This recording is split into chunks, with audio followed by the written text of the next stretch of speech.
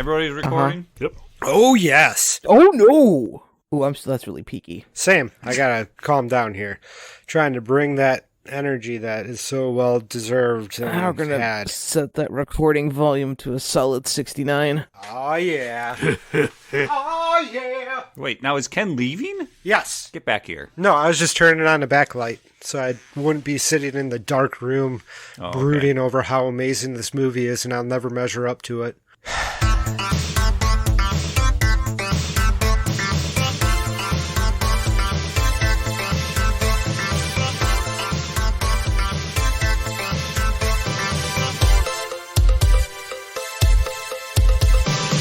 You know what? I was just about to say, hey, I'm Ken, but that's not my line. I'm Ken. I know. Spider-Man point. Hey, I'm Joe. I'm Ken. I'm Andrew. And I'm Dan. And we're the Rewinders Podcast, rewinding movies to see if they hold up. And this time, we're dragging you back out to the paddock to watch no dinosaurs show up for us by, once again, talking about Jurassic Park. Guys, did we make a bad decision on trying to deep dive on a movie that is so beloved? I think we might have. No. We should have done something. We should have done something lower caliber. We're only like 40 minutes in. This needs to happen. What, like prehysteria or some shit like that? Prehysteria. You talking Carnosaur? hysteria? Or hysteria? Is that it? I thought it was prehysteria. I don't remember. I just remember a vague childhood memory of renting it a few times from the movie store. That's all I remember. Oh no, it's prehysteria. 1, 2, we're and like 3. not even halfway through the movie yet, guys. Like, let's put the pedal. Let's put our foot on the gas a little bit here. Like a Nedry trying to take a can to the dock. All right, not like these Jeeps being dragged over electric rails. They're not Jeeps. They're Ford Explorers. So I'm going to put a time limit on us here. So now we need to finish within the next 3 episodes. So we are going to max out at 6. We cannot go longer than that. So you don't want to try to go for a Star Wars 9? No. I was thinking we'd be able to get it done in 7. No, he wants to keep this in between the amount of times that dinos get sick. Yeah, I think 6 or 7's doable. I think 6 is gonna can do 6 is gonna ruin it for us. Don't be like that, Dan. Be positive. No, I want an odd number. I don't want a positive number. The second half of this movie has a lot of running that we can just skip over. It does. There we go. The scenes are a lot shorter as well. Yeah, there's a lot more scenes. There's a lot more stuff going on. It's like we've gotten through all the exposition and we actually get into the action in the film. Well, actually, more exposition to come. Damn it! In the very next scene after we talk about this one. So with the Dilophosaurus scene, did you guys know that there's actually going to be a viewing? Like they're going to see the Dilophosaurs in the original script? Really? I'm so glad they scrapped that. Yeah. Because I like that because it furthers that narrative of you can try to control as much as you can, but you can't control everything, especially nature. You can't make them show up and tap dance on a fucking stage for you. It's not going to happen. I love going to zoos, and then I forget about animals not being like out to see them. It's the worst part of going to a zoo, especially when it's hot. It's such a great scene. It really drives that forward, drives forward the fact that they've now witnessed 2 blank cages. And that's just like this whole top being blown off of everything's in control. You cannot control that aspect of it. And it's such a wonderful way to do it. I love it. And not only that, but they're at the T-Rex cage, and they put out a goat to lure it out. That goat's like maybe 10 feet within the cage. That's crazy dangerous. It is. It's also like the tiniest of snacks for an animal that large. Well, it didn't turn its nose up to it. Yeah, but was it out of spite? I feel like he ate the goat out of spite. I wonder how those goats get in there. We're not that far yet. Well, what comes next is one of my absolute favorite scenes in the entire film.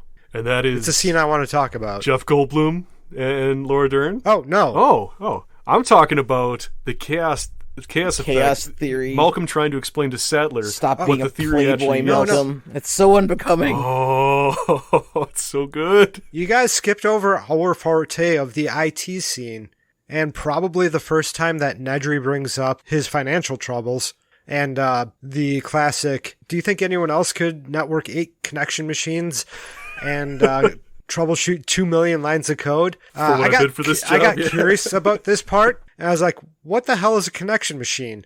And so I look it up. Apparently it was a thing where it was 8 computer cube with 16 chips each that all networked. They were called thinking machines. They were supposed to emulate human thought with the amount of connections they had inside of them. Oh boy! I had to look that up myself like 10 years ago because I always remembered that quote and I was like, what is that exactly? And then I just Googled it one day. I thought maybe it was something they made up for the movie, but no.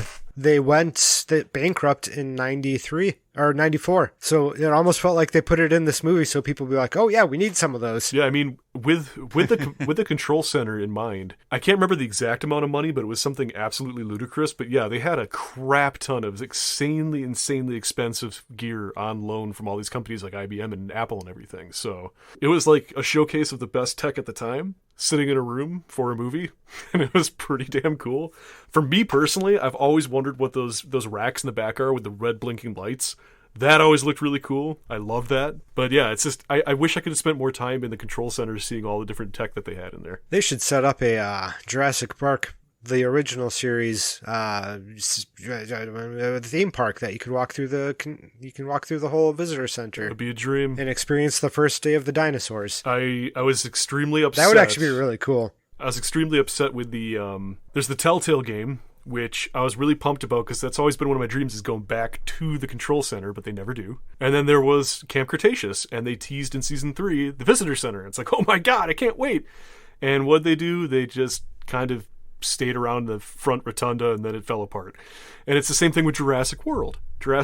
They teased the visitor center. I'm like, yay, we're going to see some behind-the-scenes stuff of decrepit Jurassic Park infrastructure. This is like what I've dreamed of as a kid. Going back and seeing the park all dismantled and shitty. Nope, same thing pretty much. Like 5 minutes of walking around a rotunda, and then they're in a garage. And that's really the only thing you ever see is the garage. Well, you also get the shot of the gift store being dilapidated. Yeah, I mean, you do get the Jeeps in Jurassic World. That's what I'm saying. They go to the garage, and that's where the rest of it stays. Right. It's just, I would have loved to have had just a little tiny bit more walking time.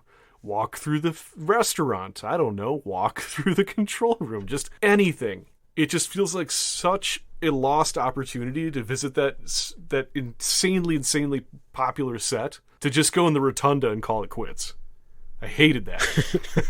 And then the 2 million lines of code. Did you know that Windows 3.1, the popular Windows at the time, had 2.5 million lines of code? So this entire park was running on less than Windows 3.1. I believe it. It's almost like they hadn't heard of search functionality at that time, because you wouldn't have to look through all 2 million lines of code. You could just, whatever the search button is, F3 maybe, and then type in White Rabbit, and be able to find all instances of whatever he had called in his script. Ken. But that's later talk too. You're asking a movie set in the 90s to be able to talked about hackers. To be able to handle software like Notepad++. What? I mean, look at the video that Nedry has on his computer. It's clearly a QuickTime video. He presses play and he's talking to it like it's a live action. We'll get to that though. Right. Yeah, we'll get to that. We gotta go back to the paddock and stuff anyways, so we'll come back. We'd have to go back to all that, but just commenting on this parts, because I know when they were talking about the vehicle headlights being on and being run by the car battery versus being run by the track, that to me still sticks out to this day as one of the most clever pieces of writing, because that fully explains when the Tyrannosaurus Rex attack does happen, why the headlights are still on in the vehicle, why the lights are still illuminated when it hits the tree, all that stuff. They thought about the little thing like that. I had notes about that. Yeah. Can we stop jumping like 2 scenes He ahead? makes the comment. No, he makes the comment right here. He makes the comment of the vehicle headlights aren't responding. It's just the running list of everything. It's 151 glitches. Yep. Our lives are in your hands, and you've got butterfingers. It's probably one of my favorite quotes still. Another great line is, I don't whatever, but I do expect people to pay for them. That's I where don't blame people for their mistakes, but I do expect that they pay for them. Yes. Thanks, Dad. That's always one of my favorite responses. Hardly any debate at all. It's just such a great back and forth squabbling between those two. Oh, you can just feel the animosity. You can feel that he just doesn't respect his boss, and he hates his boss, and his boss is just fed up with him too. It's just such a great scene. I love it. The joys of being the lowest bidder. All right, but then we move on. We're heading to the T-Rex. We're heading to the Triceratops enclosure after Dilophosaurus and T-Rex. Yep. Actually, we got to do T-Rex first. Yeah, I say. So T-Rex enclosure. Nothing shows up. This is where the goat is. Goat, yep. Where does the goat come from? How do they keep the underneath stocked with goats? Well, they kind of explain it in Camp Cretaceous in the books, in that it's just like Disney World and stuff, where there's just the massive tunnel structure underneath the park. So it's something that you don't unfortunately get to see in the movie, but there's maintenance tunnels under everything. So you're saying they could have probably went into those maintenance tunnels instead of walking over land. Had they known, yeah. Had they given a second's thought to how that goat got there, they could have...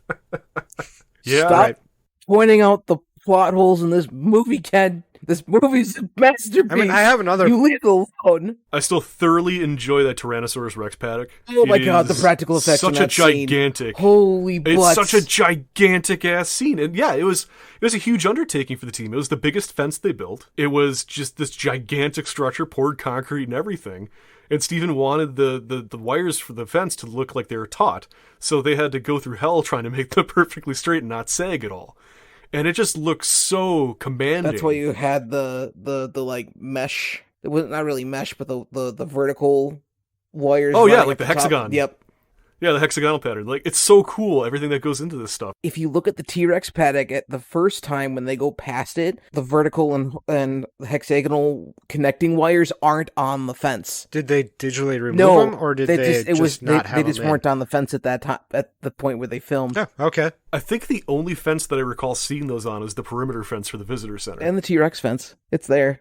I mean, it's there when Timmy gets toasted. No, he's climbing over the perimeter fence. That's not the perimeter fence. That's the T-Rex paddock. No, that's the perimeter fence, because when Ellie flips the switch for perimeter T-Rex. fence, that's when he gets shot. T-Rex perimeter. No, it's not the T-Rex. They're miles away from the T-Rex. I'm gonna have to look at it. No, their journey starts at the Tyrannosaurus Rex paddock. They walked all the way across the island back to the visitor center in that amount of time. They're climbing over the perimeter fence that protects the visitor center. Yep, it's the last fence before the visitor center. They said that. Right before the swarm. The Gallimimuses? Yes, the It's the T-Rex paddock fence. Gallimimus. Tim gets thrown from the paddock fence. And it becomes a T-Rex paddock at that point. I knew I was right. I'm not letting this go. I'm going to show you not the freaking YouTube video for it. No, it might be the same fence that they filmed at. However, no, it can't even be, because there's not near enough trees. You are gonna eat the humblest of pies. Here's the YouTube clip of it.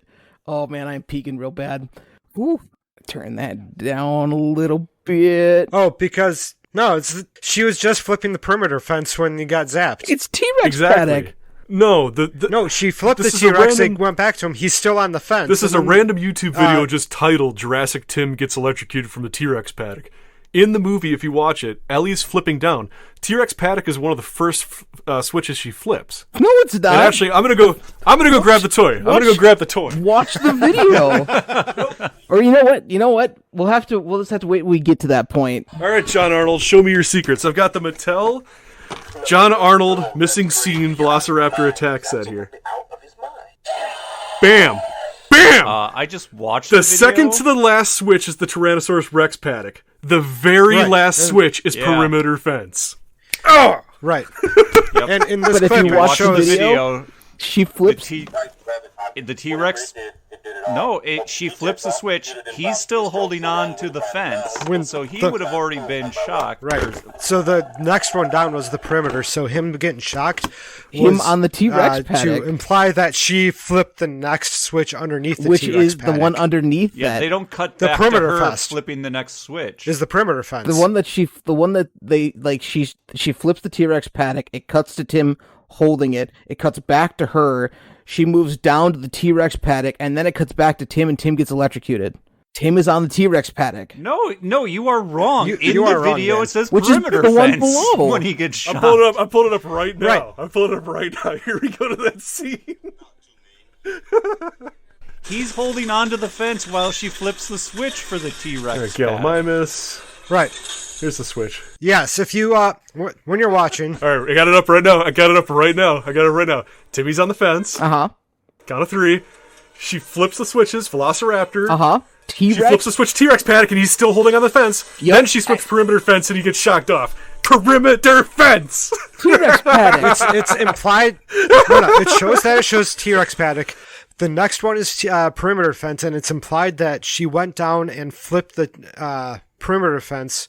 Because I think you can even kind of see a shadow of the switch she's moving thing. to the next She's switch. already moved to the next one and is flipping that when he gets shocked. I'm going to pause it. I'm going to pause it right at that. I'm going to try to get a screenshot of this. I see it in the clip that I sent you. Yeah, I'm seeing something different in the same clip that you sent us. So I paused it. I paused it at 1 hour and 44 seconds, or 1 hour and 44 minutes and 10 seconds. She's pressing the T-Rex paddock fence, and literally the next scene is Tim hanging on the wire as she's opening the plastic case for perimeter fence below it. So Tim is still on the fence, right. and he's about to jump, and I am pausing it. There's the shocks on his hands. Well, would it He's be falling off the fence. charge running across cables? They're over. Nope, They're not at the perimeter He just fence. got shocked. He just got shocked in the hands, and the next literal scene is cutting back to Ellie Sattler's thumb leaving the perimeter fence button. Boom! I'm looking at the same scene. I am watching it within very seconds. I am watching it within seconds. I'm thinking of how long it would take electricity to charge the entirety of a fence that is miles long. Not long. But it doesn't make sense. If you look at the map of the park, if you look at the map of Jurassic Park, the Tyrannosaurus Rex paddock is all the way on the other side of the island. If they would have just simply been able to get to the visitor center by climbing the T-Rex paddock fence, they would have been in the visitor center the same day. They had to trek across the entire freaking island to get to the perimeter fence that surrounds the compound, climb that fence, and then get in. No, I guess that It doesn't makes make sense. it doesn't make literally any sense for them to climb the Tyrannosaurus Rex paddock fence again.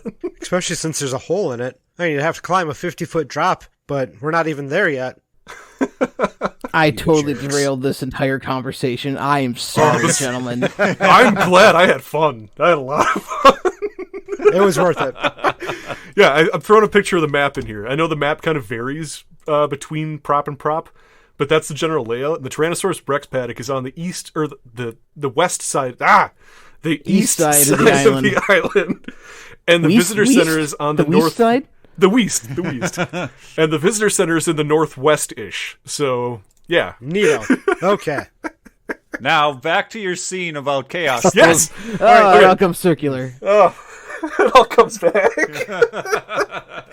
Anyways, yeah, so that is... Okay, so, again, a tidbit of information. They were originally, like I said in I think our last episode, they were going to cut Malcolm from the movie entirely because they didn't know how to write him.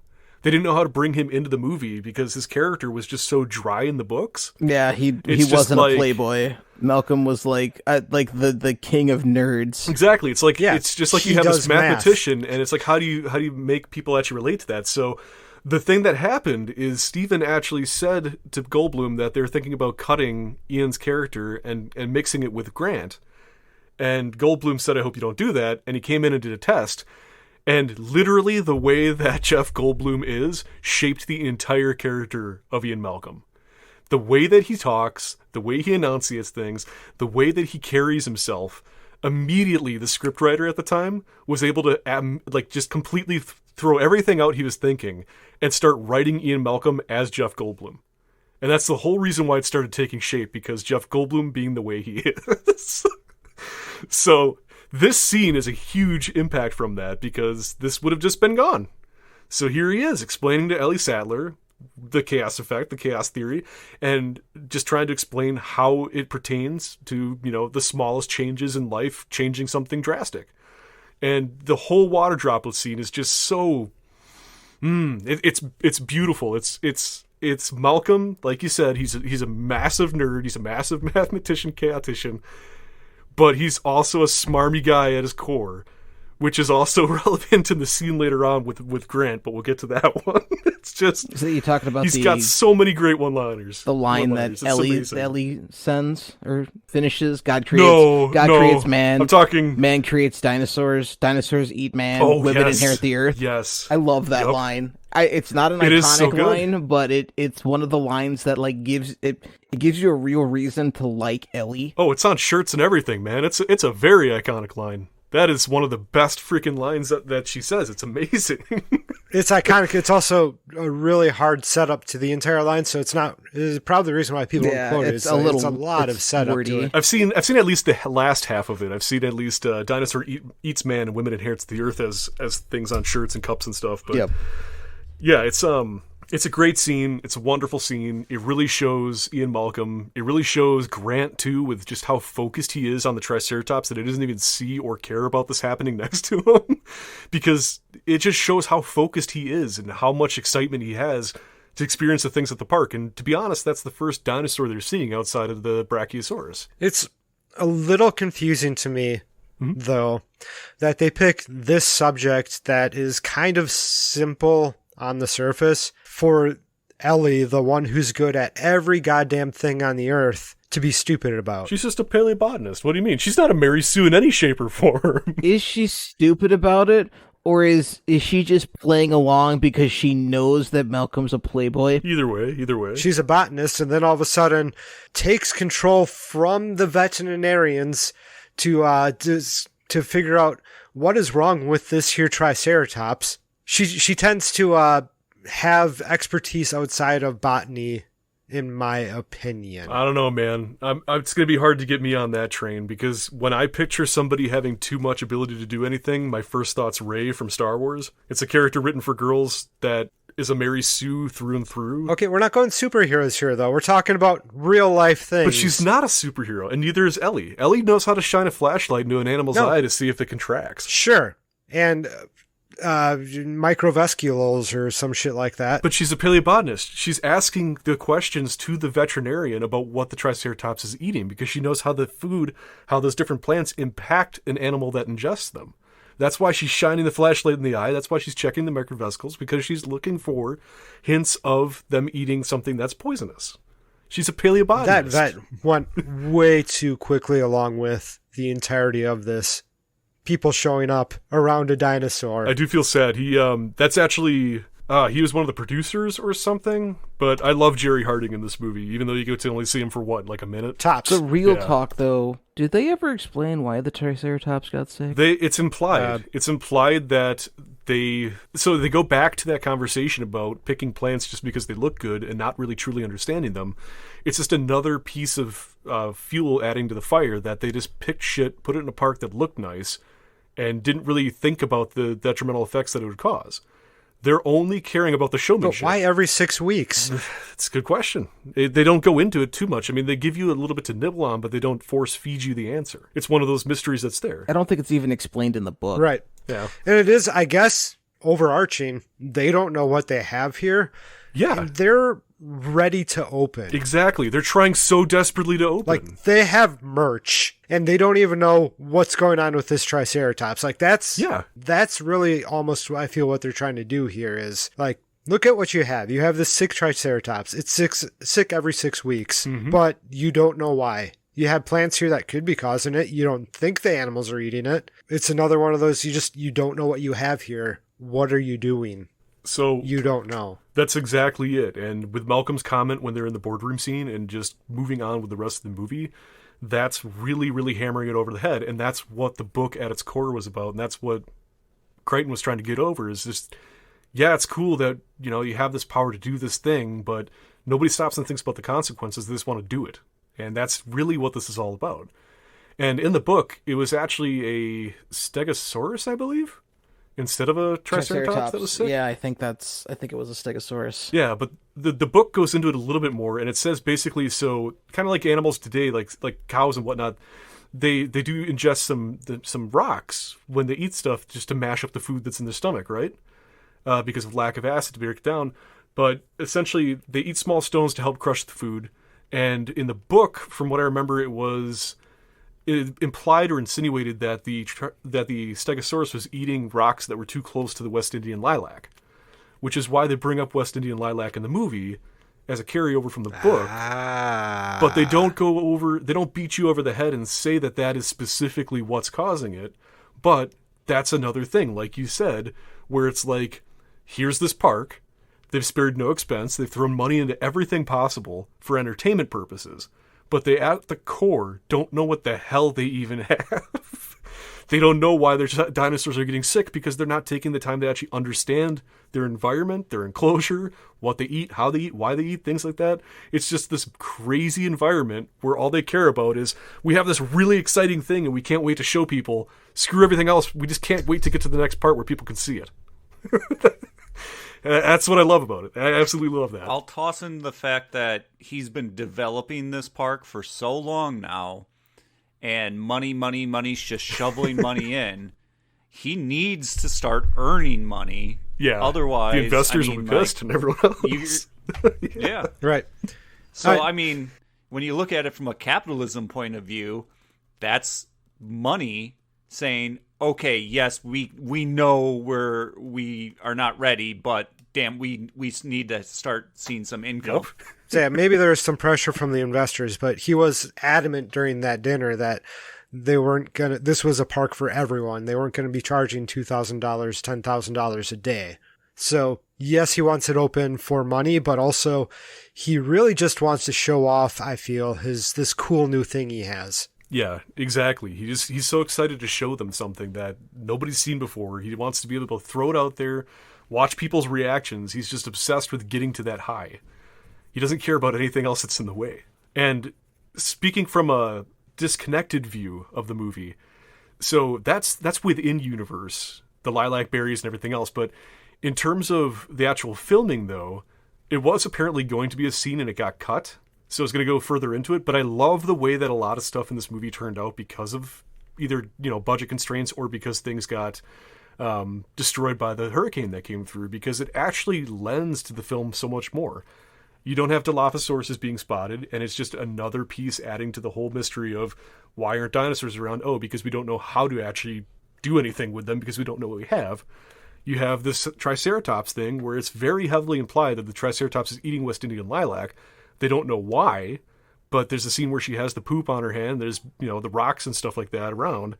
So it's implied why they're getting sick. But again, it's another thing of you don't even know what's going on because they don't even know what's going on. There's a lot of stuff in the production of this movie that makes that keep going, and it makes me so, so happy and thankful that I guess a hurricane came through and destroyed some shit. It changed the plans for some things. So. Plus, that hurricane comes up really fast. Well, it did in the movie production, too. I don't know if you guys knew this, but do you know what the first scene filmed in the movie was? Did we talk about this? I can't remember if we did. I don't think so, because it's not ringing a bell. Literally, the very first scene filmed in the movie was the perimeter fence with Timmy being shocked off of it. Really? Yeah, so Richards had to try to kind of get into character and be really upset about her brother on the ground possibly dead on the first day of shooting with people that she's never met. So they did that. They did the Dennis Nedry scene with the gate where he goes to open it in the pouring rain. They did a bunch of stuff like that, and then they had some other things planned, but then the hurricane wasn't supposed to hit the island, and then it changed and suddenly came towards the island. And that's when everything fell off the rails. So anything that they did have planned, like filming, Ray Arnold's death later on, filming the Dilophosaurus enclosure scene with actual Dilophosaurs, all that stuff kind of went out the window because either budgetary constraints, because they were trying to keep things tighter, or they split-second decision thought this would make for a better scene if we didn't have this, or the hurricane came and destroyed it and they didn't have a chance to film it. So... It's kind of like a perfect storm of things that happen. Damn. Yeah, it's pretty cool. But anyways, yeah. So we have the Triceratops scene, which still... Gorgeous. It's just one of the most majestic, gripping scenes. It's incredible watching the cast's reaction because it was legitimate. It was real. They didn't know what they were walking in to see, and there's a Stan Winston animatronic just breathing on the ground. And just... the ability for Stan Winston and his crew to pull off something so incredible that to this day it still looks unbelievably realistic, to the fact that it made Steven Spielberg cry. The fact that, the thing that blew him away specifically was the breathing and the rib cage. And he actually, on the spot, decided to make Grant, go up to the rib cage and actually put his head against it because that's how he felt with his excitement. There's so many things that bleed over like that. You really get the sense that the team working on this movie knew what they were doing, and they were doing what everybody wanted. They were bringing dinosaurs back to life for the first time, just like the source material. But that Triceratops, just, damn. Yeah, it was so cool that opening shot where they see a handful of dinosaurs from far away is cool. But then you don't see anything for a while, and then they give you one up close that everyone's touching, and it's physical. It actually is there. It's not CG. and it basically kind of makes you like, what is that? Your disbelief, suspension starts of getting disbelief broken down. Yeah. So now you buy in harder on these dinosaurs because of how real the first one you see up close looks. I mean, to a T, it's got tears, it's got saliva, it's breathing, it's got everything going on. Its eyes are blinking, dilating, its nostrils are moving in and out, snot coming out of them. Yeah, and it's not just like the chest going up and down. There's like multiple levels to the breathing where like one part gets small, the other part gets bigger. Like it actually looks like a real breath is happening. If that were to get up and run away, you'd be like, oh, it's an actual Triceratops. I'm not surprised at all. There's a meme running around the internet of Goldblum? No, it's not Goldblum. Somebody just talking about how these effects in this movie are, as old as they are just so good. And then someone else makes a comment about somebody must have sold their soul to make the effects of this movie as effective as they are. Realistically, yes. Like we've said, the only thing that really kind of doesn't hold up still is the Brachiosaurus, because it's in broad daylight and it's a little bit tougher of a shot to blend the skin and the movement with the way that it moved. But this Triceratops, I mean, you can't tell me that when you saw this, you didn't think it was a real live living dinosaur. And I know that's why Steven Spielberg was blown away by it too, because like you said, Ken, the breathing, it isn't just going up and down. It was going in a way that actually made it look like the Triceratops was having difficulty breathing, like it was having labored breaths. It's just incredible what the team pulled off with this thing. Part of me kind of wants to see what it looks like on the inside. Oh, I've always wondered. Part of me myself. doesn't, because then the magic's just going to be ruined. Don't but do it. like, Not the mechanical. Well, there's actually a team inside. Well, don't do it. Don't do it. Just let the magic be magic. Okay, cover your ears if you need to. Is it a team of organs? No. Like lungs and heart? Okay, spoiler if you won't want the movie magic ruined, but essentially what happened was Stan Winston Studios was fully intending for this to be shot on a set, and that's what they were planning for. Steven, when he got to Hawaii, was really overcome by everything and really wanted to have, it on in the lush environment, because he's really getting used to how gorgeous it was and how it lent a hand to everything. So he changed it to have the Triceratops actually filmed on location. So Stan Winston freaked out. They got it finished. He brought it over, luckily. They dug a hole in the ground, and inside of that Triceratops are a bunch of Stan Winston puppeteers. They're the ones making everything happen, from the breathing to the arms moving, the mouth, tongue, eyes. They're all laying underneath it in a hole. That makes sense. Right? It's so good. Now I'm going to be looking for hands every time I watch this. All right, where's the hand? Who's pushing through this thing? There's only one hand in this movie that you can see, and it's like a split second, and you wouldn't have, if you weren't tearing a scene frame by frame down, you wouldn't have noticed. Like we're doing, yeah. Yeah. Even so, I didn't notice. I don't think. Oh, I have notes about it. Well, I'll be interested when we get there. When we get there. Not yet, but soon. Maybe in like 4 episodes. I was going to say, is the size of that Triceratops poop in direct correlation to the size of the Triceratops? Because it's as tall as the people are. Yeah. I have notes. That's always bothered me, because like it's so much poop. But I imagine it's a zoo, so they're just making stacks of poop. It could be. Yeah, it could from be the just enclosure like, instead of let it go back into the wild. Yeah, that's just where they were storing it. I mean, I don't know what like how big an actual like Triceratops' poop would be. Well, I mean, you got to look at a Triceratops, because this one's laying outside, so it's hard to get a scope for it. But it is almost twice as tall as a fully grown adult. Yeah, for me, it's always been the way that it looks in the movie does not make it look as large as that graphic stating. But we also have to remember that is not a full-grown Triceratops. Yep. Yeah. It's always a possibility. Because they're pulling stuff out of the poop of other Triceratops and not the sick Triceratops. Well, but that would just be more proof of the fact that they weren't eating the plants. Well, that would be like me going to the vet and being like, I don't know, I was at the dog park, I grabbed some poop. Here you go.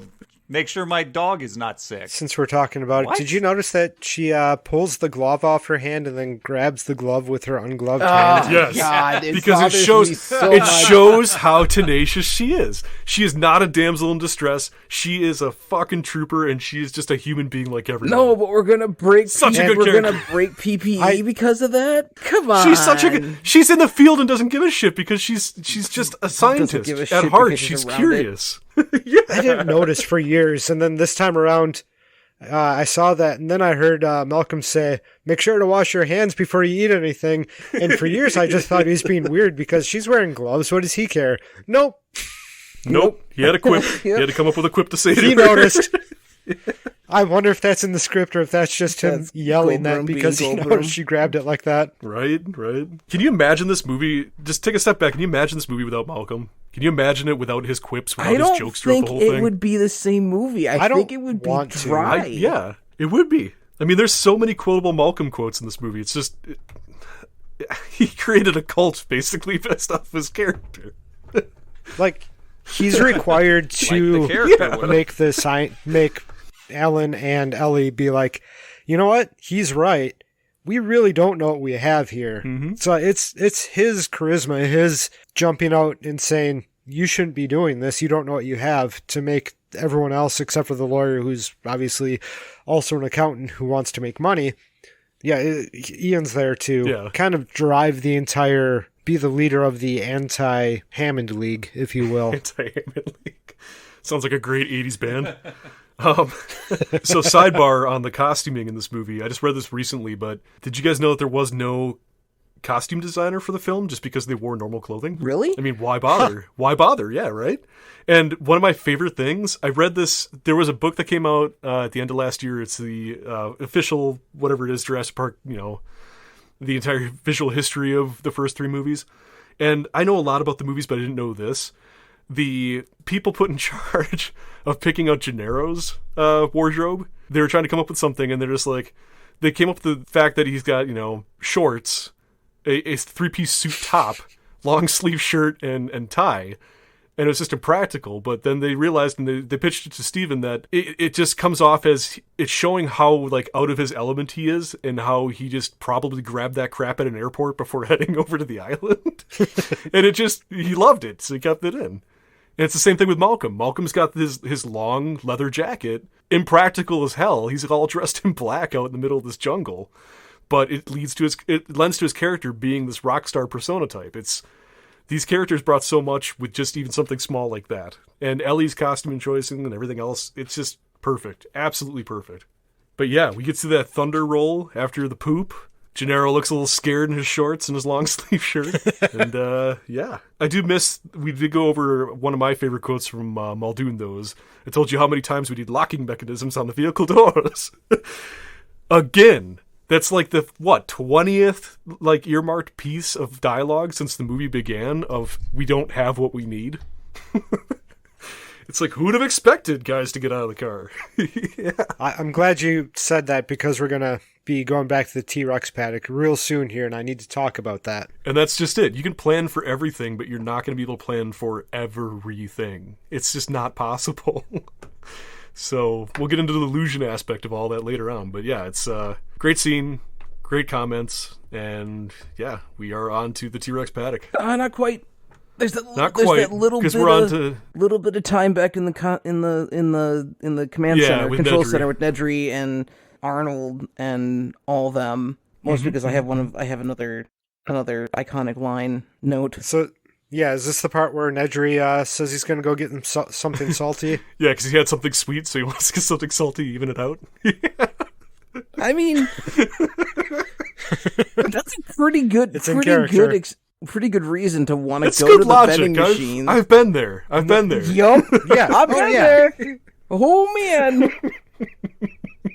It's so relatable. I've been there for sure. You get a wonderful shot of his Macintosh logo, and then he starts a stopwatch on his computer as well as his watch. I mean, the watch makes sense. I guess the stopwatch on the thing was just to start the script. I'm not entirely certain what he was starting on the computer. Yeah, he starts the script and times it with his watch so that he knows how much time he's got before the script is supposedly called to an end. Well, it's also timed out, so he knows when the when each step of his plan can go into place. Exactly, All right, exactly, I can exactly. That's what I go was steal gonna say. some embryos now. Yep, like 5 minutes in, now the door's going to unlock. Blah, blah, blah, in, now this is going to happen. So yeah, that's what he was doing. He's tracking what he had.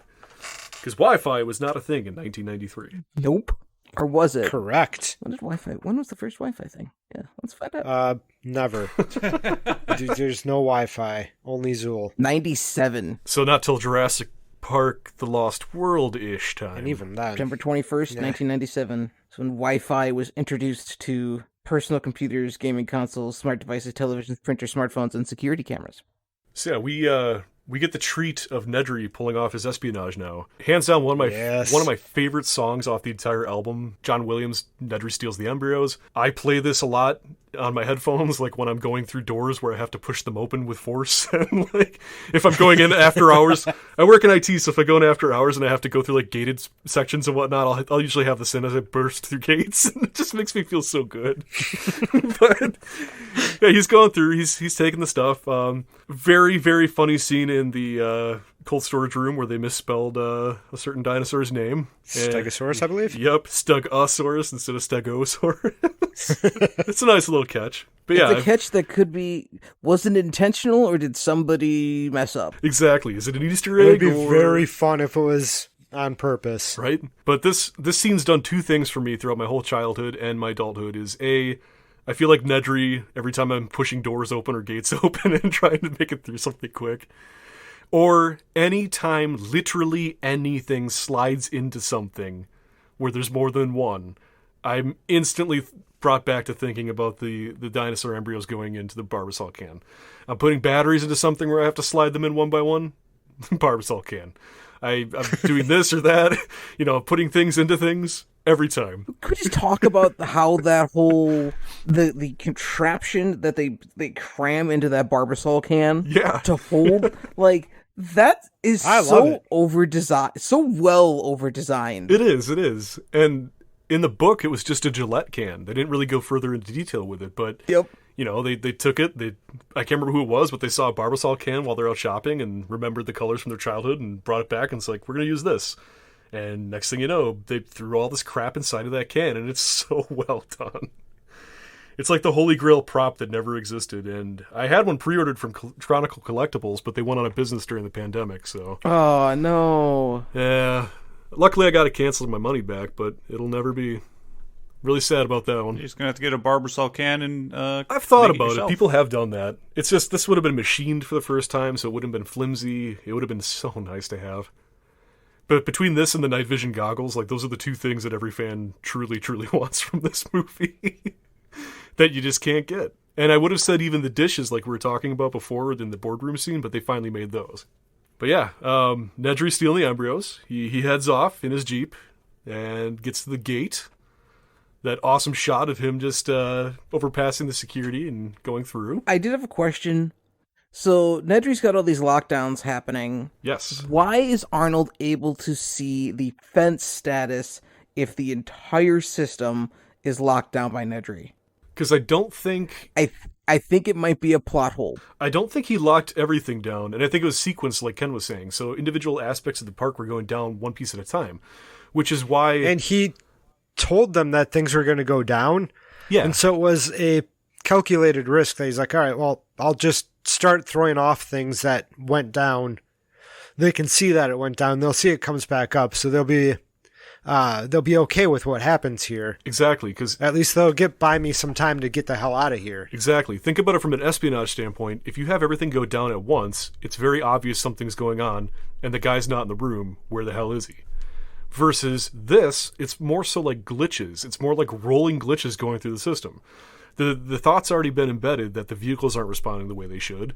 There's all this other crap going on. And then all of a sudden you have this random key security thing go down. You have this random thing go down. If the entire park operations display went down as well too, and the ability to track fences and stuff like that, obviously that's a huge red flag.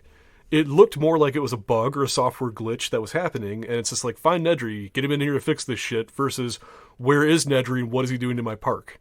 So, okay. Yeah. Yeah, that totally makes sense. And then we get the line, Well, a little bit after that, we get the line, "Please, God damn it, I hate this hacker crap." Oh, I love it. I love it. So good. So yeah, we're at the point where, you know, the vehicles are still rolling. They're having that cool conversation, and the explorers stop because that's the next sequence in his script. The Tor program stops, and we get that hysterical quip between, you know, Grant and Malcolm, where it's just like, "What did I touch? You didn't touch anything. We just stopped." But prior to that, you know, he's trying to offer him a swig of his alcohol in his flask, and he doesn't want any. So they're having their conversation in the Explorer about kids and the availability of Ellie Sattler and all that good stuff. And one of my favorite lines comes up of the kids. "Oh, hell yeah, I have 3 kids. I'm always on the lookout for a future ex-Miss Malcolm." That is the smarmiest line from Ian Malcolm, and that's the best line for his character, and I will die on that hill for that. But you get this great comedy between the two characters before it hits that something horrific's about to happen and the vehicle stops. It's a good sense of going from joking, having a good chuckle, and then as the audience even, it's just like, bam, what's going on?